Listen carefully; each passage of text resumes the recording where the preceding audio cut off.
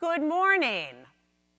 Thank you, Deborah, ENR, and the whole groundbreaking Women in Construction team. I'm honored to be here. How are we doing? Are we caffeinated? Mimosas? Maybe next year. Well, let's go. I've had the privilege of spending nearly my entire professional career working alongside the people who build California's infrastructure. Hundreds of relationships, thousands of conversations with CEOs and executives, project managers and field leaders, and everyone in between. Excuse me. And through my role at United Contractors, I've had a front row seat to so many of your challenges, your experiences, and to getting in the ring to tackle some of our biggest and smallest problems together. And over the years, I've come to learn something so obvious, but so often disregarded by our industry. Ultimately, it's not policies or words on a wall or mission statements or designated weeks that will change this industry. It's us. How we lead ourselves ultimately determines how we change this industry. How we lead ourselves through the self-limiting beliefs, how we lead ourselves through the fear and criticism and judgment from others, through the moments of permission that no one is bringing you, and above all else, how we lead ourselves in spite of the voice in our own head. I did not set out to become CEO of United Contractors or of anything. I set out to make a difference wherever I could. I set out to solve problems, to be an essential part of whatever it was I was working on. In fact, when asked if I would consider putting myself up for the role of CEO, my first response was, no thanks, I'm good. It took over a year for me to work up the courage to let my curiosity about what was possible overcome my fear of failing. And when I say what's possible, I don't actually mean for me. I mean what's possible for United Contractors, for our members, and for this industry. But I had to say yes. I had to be willing to push past the fear of failure, which has been alongside me for my entire ride.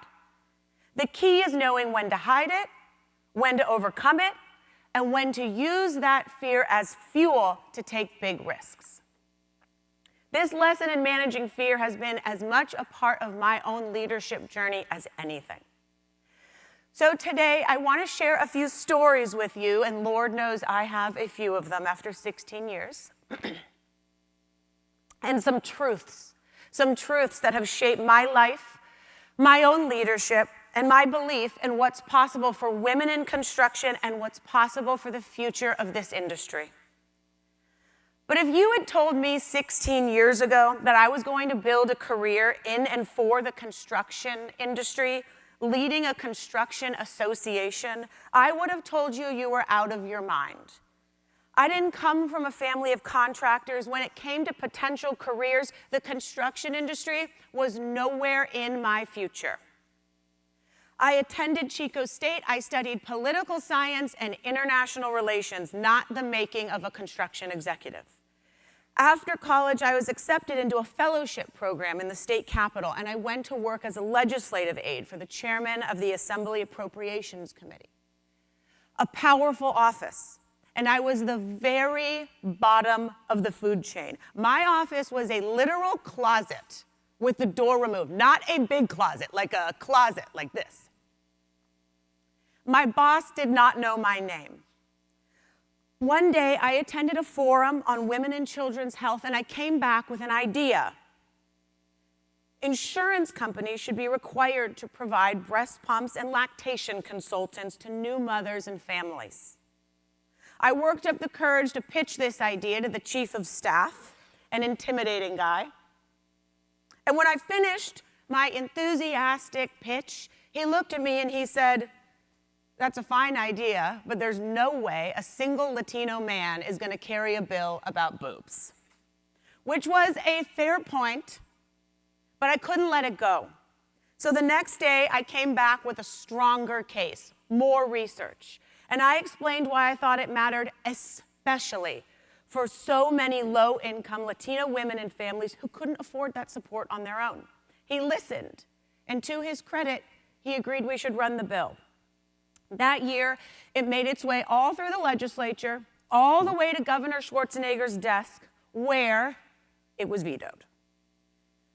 Insurance companies. But the following year, it became the law of the land in America. At 24, that experience taught me something so simple but powerful. Do not underestimate the impact of speaking up. You don't have to be the most experienced person in the room or out in the field or in the legislative office. You just have to be the one who's willing to raise your hand and say, I have an idea. I think there might be a better way. That idea, your idea, can have a tremendous impact in the world. When I applied to be United Contractors' Director of Government Relations, I was still a legislative aide, barely 24 years old and wholly unqualified for the role. Like, no one in this room has ever been less qualified to do anything than I was to be Director of Government Relations for a construction association. So when they called me to interview with the CEO, I knew I wasn't going to get this job, but I decided to go anyway, chalking it up to a good opportunity, a good learning experience.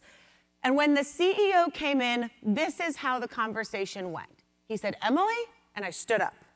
He said, you are the one person I did not want to interview, but had to meet.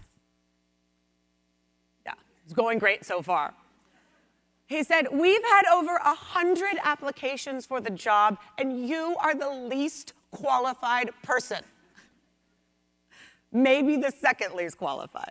So I'm like, I'm so glad I'm here. But he said, I'm interviewing you because when I look at your resume, limited as it is, I notice a theme. He said, everything you've ever done, you seem to rise to the top of. Can you tell me why? And at that point, I gave an incredibly professional, thoughtful, intelligent response. I said, I have no idea.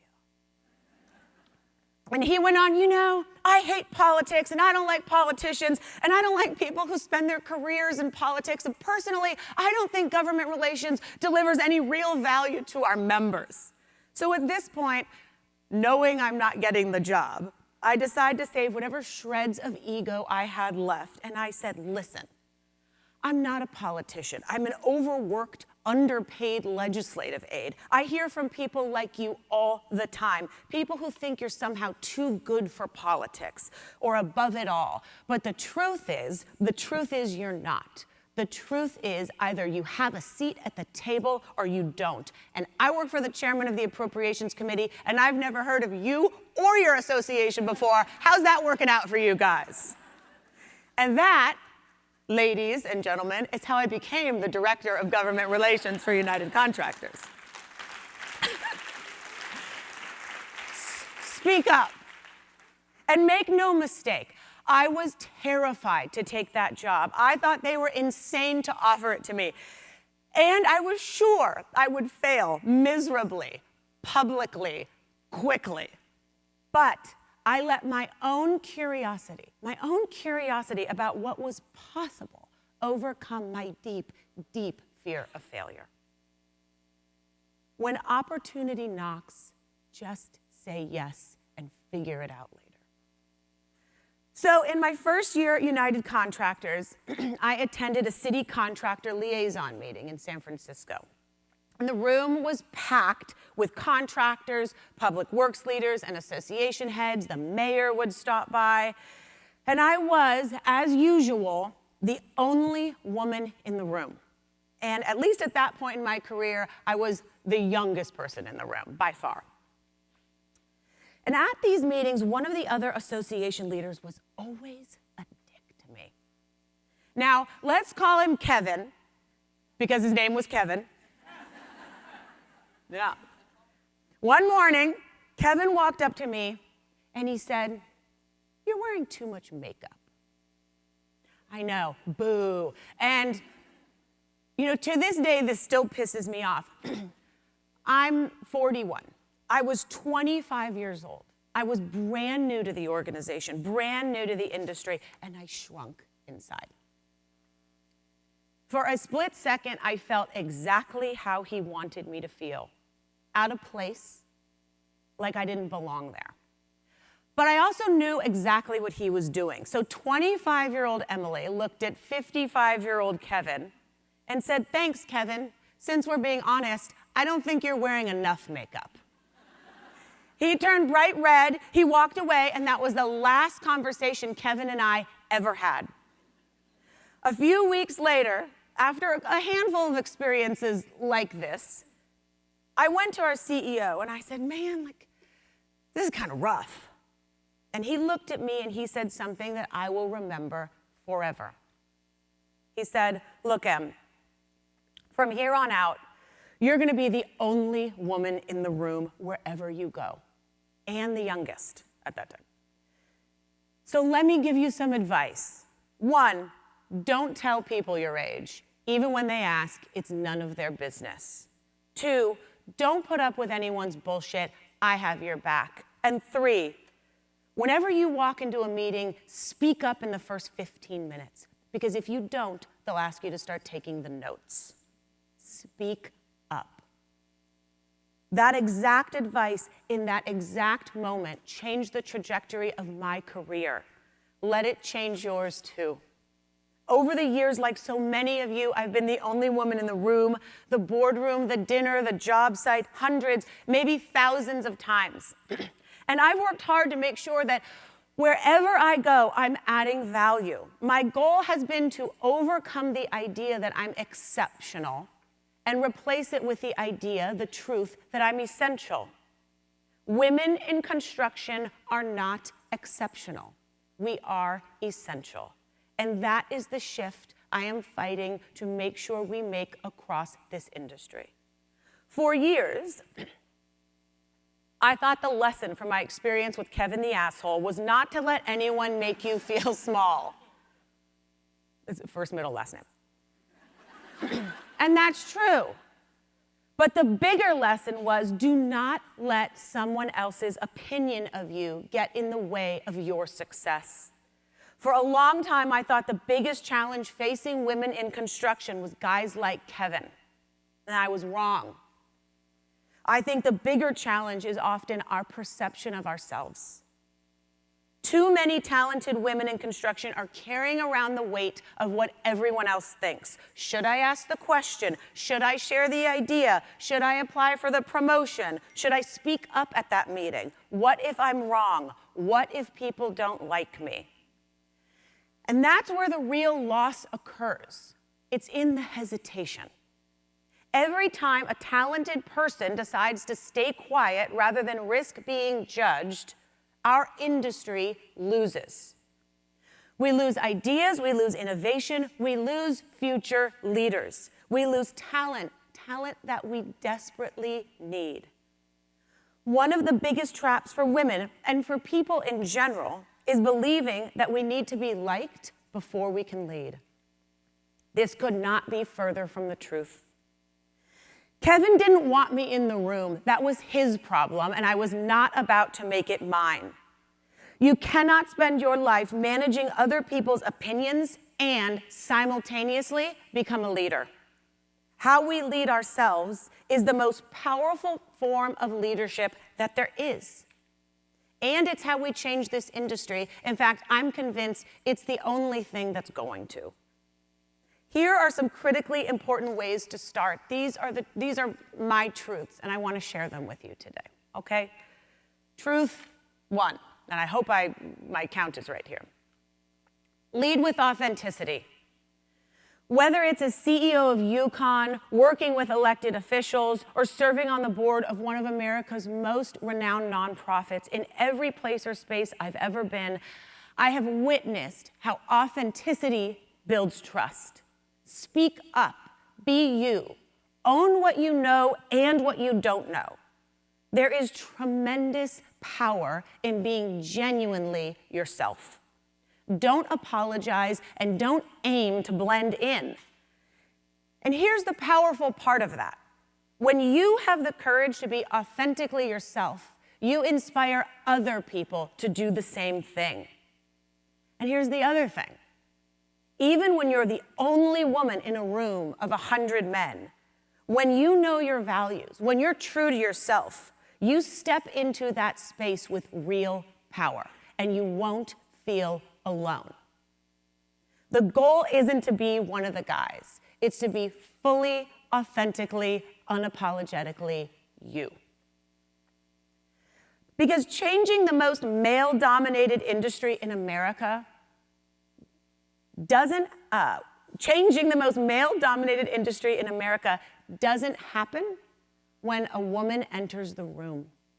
It happens when you speak up in that room. Here's another truth, too. Reject being boxed in by stereotypes.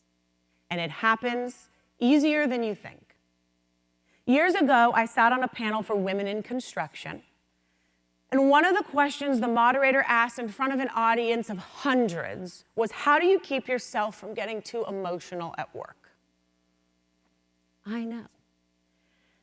After listening to the other 4 female panelists answer this stupid, sexist question, it was finally my turn, and here's what I said. I don't get emotional at work. You know who does? Men.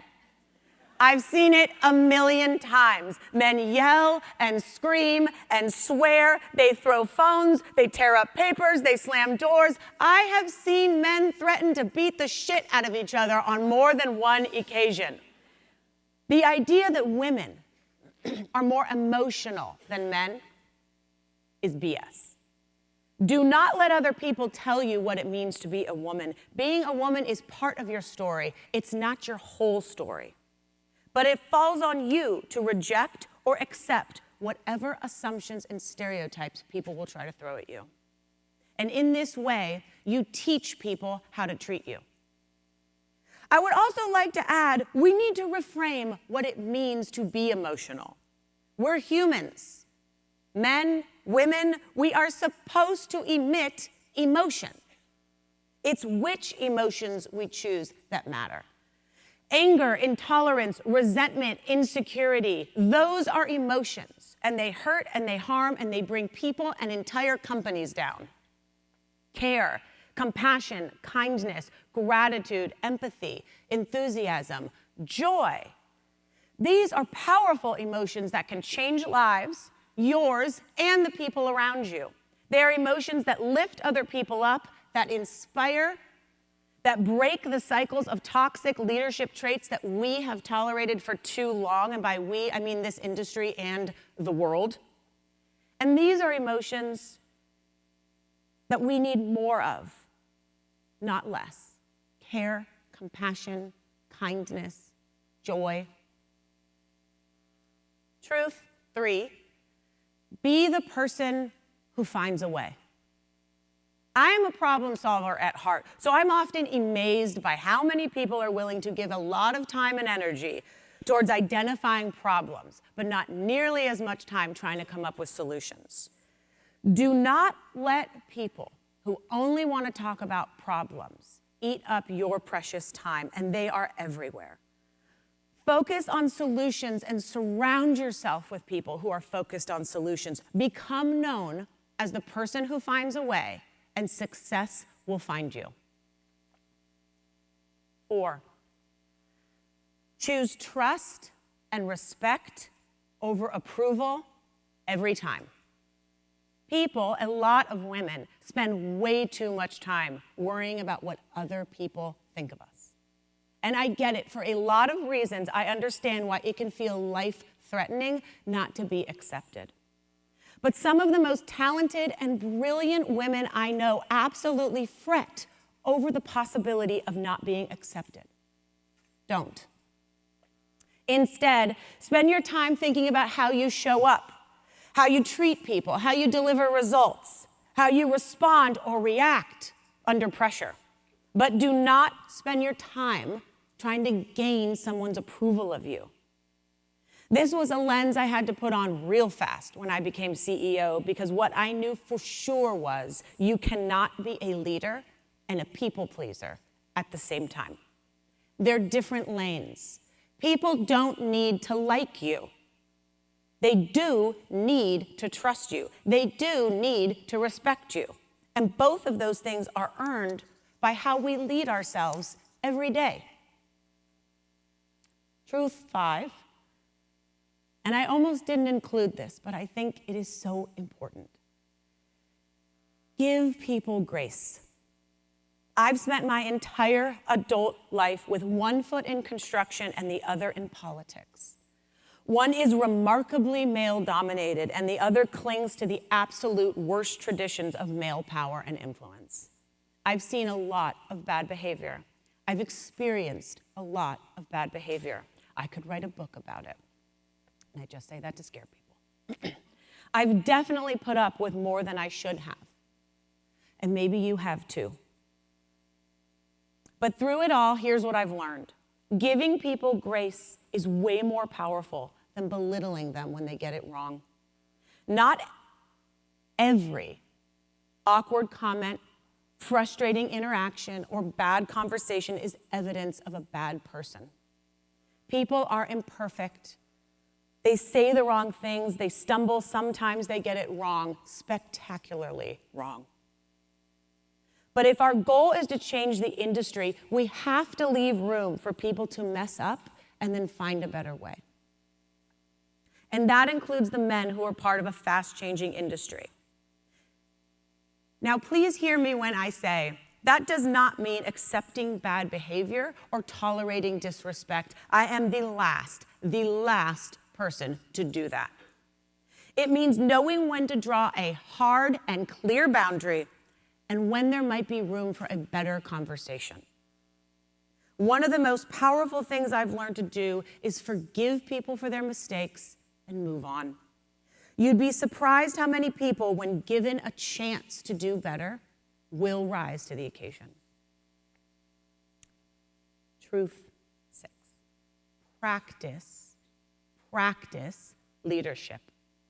Think about the leader you want to become. Not the title, not the office, not the position, the leader, the person.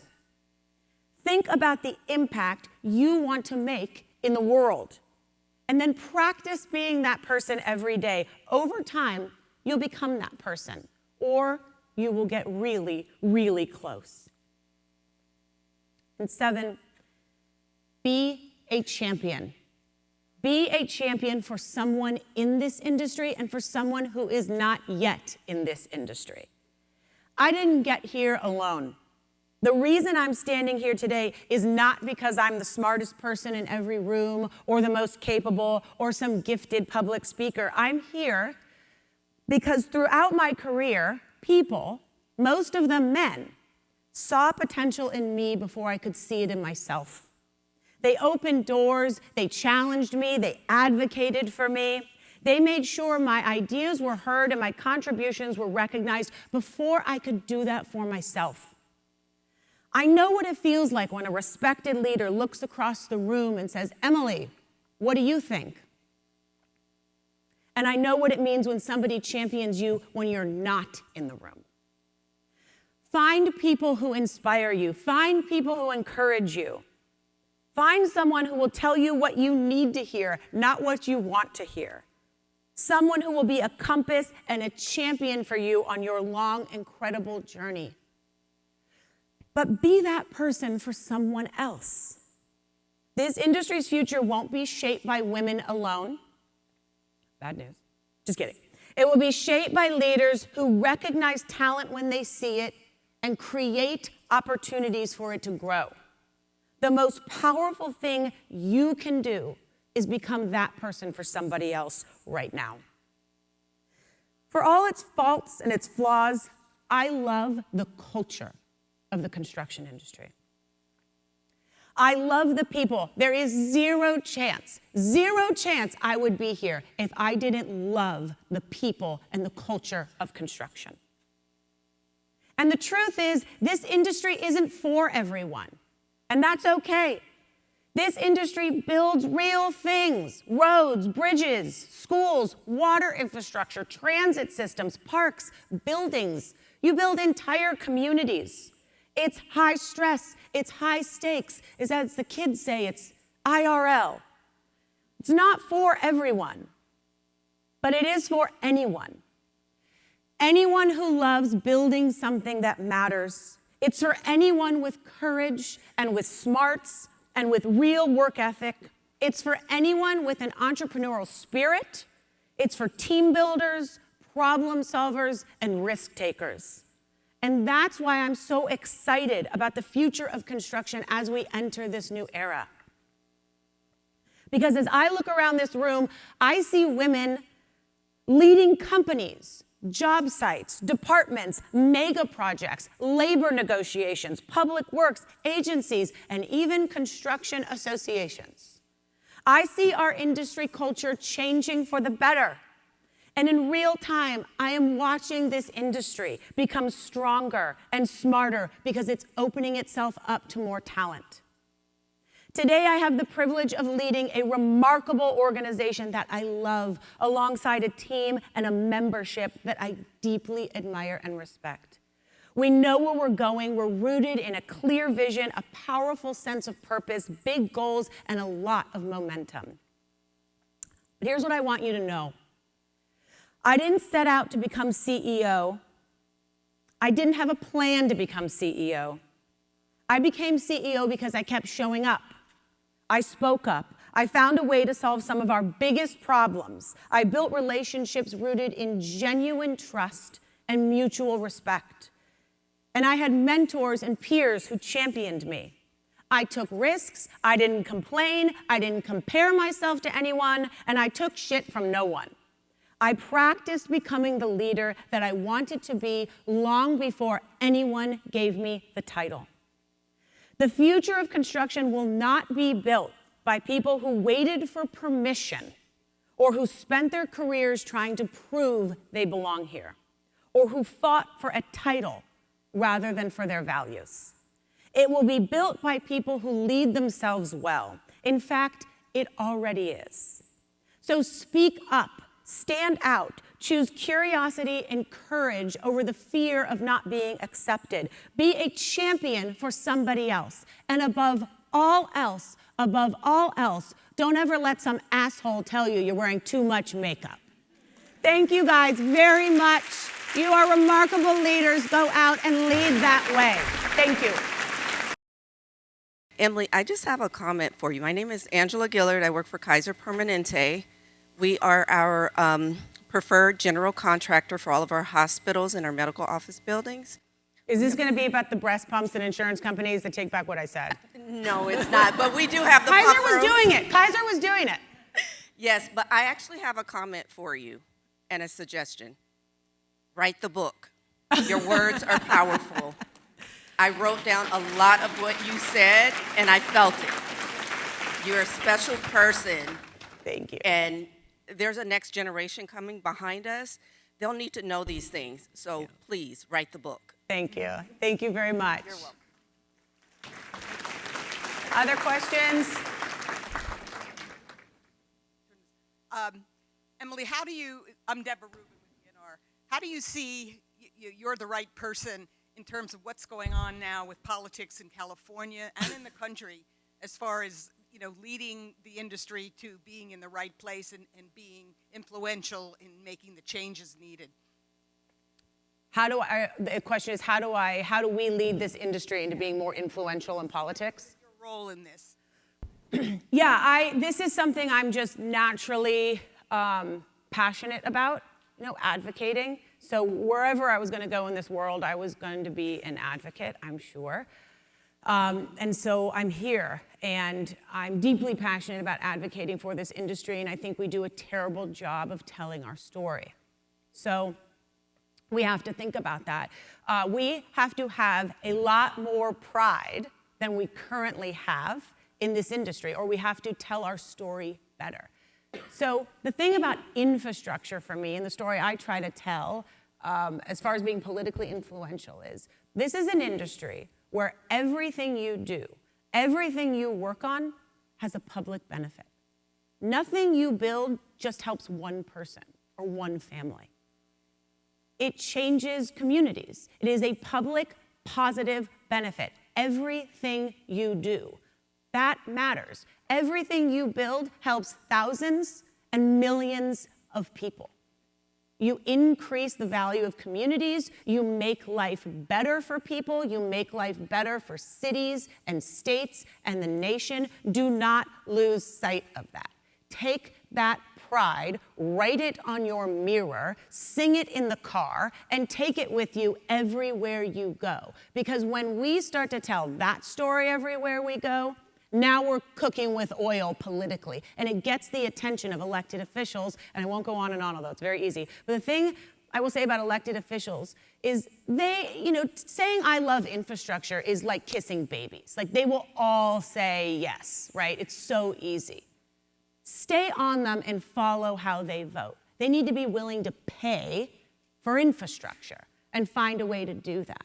So we have to tell our story better, and we have to tell it from that place of pride. I tell our director of government relations, wherever you go, just make sure they remember you. Just make sure they remember you, because it starts there. And then keep fighting. Don't expect other people to do a better job than you of fighting for this industry. But it really starts from a place of authentic pride around what you're doing, what we're doing together for this industry. It's remarkable, okay? It's remarkable what you do. It's incredible. Hi, Emily. My name is Yuna Nurdin, and I currently lead growth for construction at an insurance brokerage called NFP, an Aon company. When you said practice leadership, that brought me a flashback of when I first moved to this country back in 2008. I didn't speak a single word of English. So I practiced, and it took me 10 years to learn English. So how long did it take you to practice leadership? And are you still practicing leadership to a degree? And who is your influence? Great question. Before you even asked, I'm still practicing. This is practice. I'm still practicing every day, and I think this is the thing. It's a journey. It's a journey, and I don't know what the destination is, where it's like you've ding, like you're a leader now. It's just a long journey. And I think that that's the misperception, and I think that's the missed opportunity when people are going for, I want to be vice. I see people do this all the time. They're fighting for a title. And along the way, they lose sight of just the opportunity to lead themselves really well, to show up, make a difference, influence people, speak up, because they're too distracted by this idea that there's a particular destination that we will have arrived at once we hit that title. Your title doesn't matter, and I kind of think like as CEO, I just have a different job now, not a more important job, just a different role. So I would say it's just, you just practice every day. It's kind of like working out. Like, what's the destination? Just fit, healthy, happy, I don't know. But it's a journey, and then you get to enjoy it a lot more when you're just thinking about how you show up every day. And we'll stumble, and we'll fall, and we'll mess it up, and then you just keep going. You just keep going and get really good at apologizing. Thank you guys very, very much. Thank you. Thank you very much. Thanks for the opportunity.